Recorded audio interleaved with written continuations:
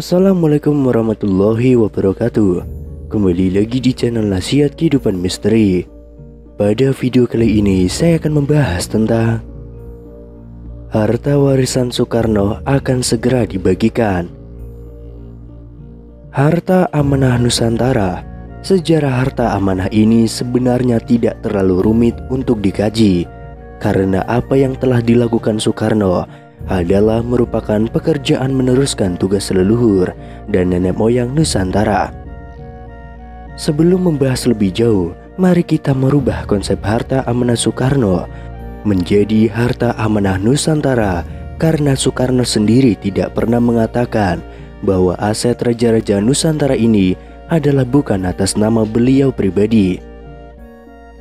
Harta amanah Nusantara berawal dari aset turun-temurunnya, mulai dari khalifah pertama hingga khalifah akhir di muka bumi ini. Lalu siapakah itu khalifah? Khalifah yaitu manusia yang diutus Tuhan sebagai penuntun, pemimpin, dan pemberi jalan petunjuk bagi umat manusia untuk kembali kepada Tuhan. Mereka adalah para nabi dan rasul, serta manusia yang diberi petunjuk setelah para nabi dan rasul, yang juga tercantum di dalam ayat-ayat Al-Quran. Dalam Quran Surat Al-Baqarah ayat 30. Dan ingatlah ketika Tuhanmu berfirman kepada para malaikat, "Aku hendak menjadikan khalifah di bumi." Mereka berkata, "Apakah engkau hendak menjadikan orang yang merusak dan menumpahkan darah di sana, sedangkan kami bertasbih memujimu dan mensucikan namamu?" Dia berfirman, "Sungguh, aku mengetahui apa yang tidak kamu ketahui." Saya akan membatasi perihal sejarah kenabian. Kita mulai dari masa kepemimpinan Nabi Sulaiman dan Ratu Bilqis. Mengapa Nabi Sulaiman dan Ratu Bilqis? Beliaulah merupakan induk dari harta amanah Nusantara ini. Baginda Raja Sulaiman adalah utusan yang saya maksud.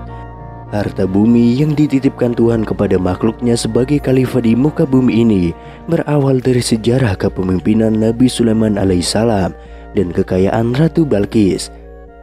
Di dalam cerita ini ada manfaat bagi kita semua bahwa harta amanah Nusantara ini berawal dari leluhur terdahulu.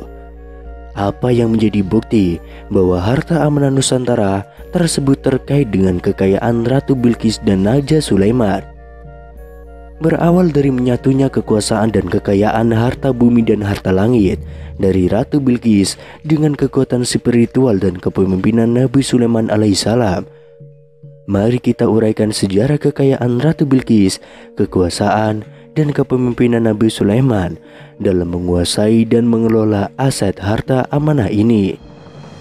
Salah satunya adalah bukti situs merupakan rasa hormat dan cinta Nabi kepada Ratu Bilqis adalah Candi Borobudur yang dipindahkan dalam kedipan mata atas perintah Nabi Sulaiman dalam rangka memenuhi permintaan Ratu Bilqis untuk memindahkan istana Ratu Bilqis. Jika dianalisa, apakah hal tersebut mungkin terjadi? Begitulah Tuhan memberikan izin atas kekuatan kepemimpinan, kekayaan, serta kekuasaan Nabi Sulaiman alaihissalam. Demikianlah sekilas sejarah harta amanah Nusantara ini berawal dari para nabi.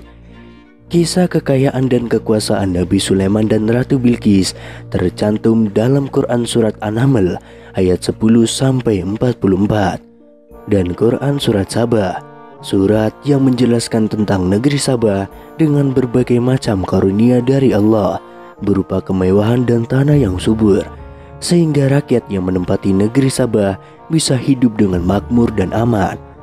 Berdasarkan situs candi dan tanda-tanda yang termaktub dalam Al-Quran menyatakan bahwa peristiwa Raja Sulaiman dan Ratu Bilqis terjadi di Nusantara ini. Negeri ini berawal dari kekuasaan dan kekayaan serta kemakmuran negeri Sabah yang dipimpin oleh Ratu Bilqis yang ditaklukkan oleh Raja Sulaiman.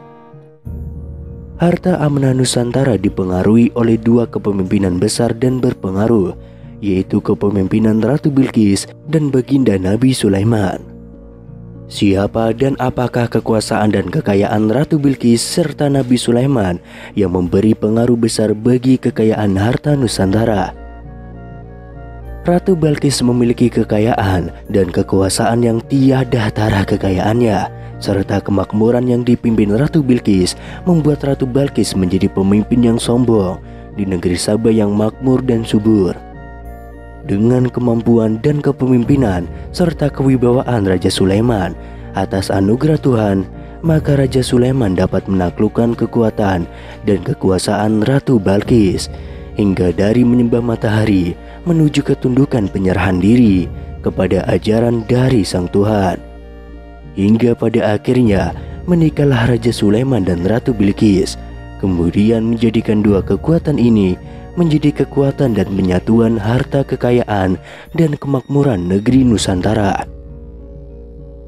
Ratu Balkis memiliki kekuatan dalam ilmu dunia dan kegaiban, di mana beliau mampu mengelola secara teknologi dari ilmu pengetahuan, pertambangan, ekonomi, strategi perang, pemanfaatan secara gaib dan nyata, perihal pengelolaan dan penguasaan sumber daya alam dan manusia di negerinya. Saat itu rakyat dan pemerintah negeri Sabah makmur dan sejahtera. Tanah negeri pun subur, hasil berlimpah, tambang, minyak bumi, batu mulia, berlian, intan, permata, dan kekayaan tumbuhan serta hasilnya. Negeri yang indah dan berlimpah ruah di bawah kepemimpinan Ratu Balkis. Lalu kemudian kita sering mendengar sistem harta amanah Nusantara.